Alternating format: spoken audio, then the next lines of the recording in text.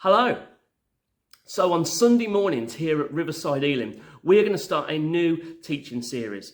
We're going to go through the book of Jonah together, and we're calling this series Jonah, Much More Than a Big Fish Story.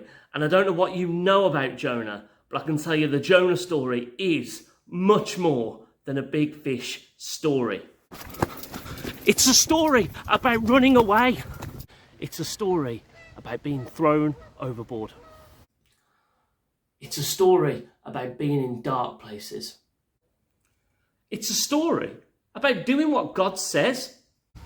It's also a story about having a sulk underneath a tree on a really sunny day.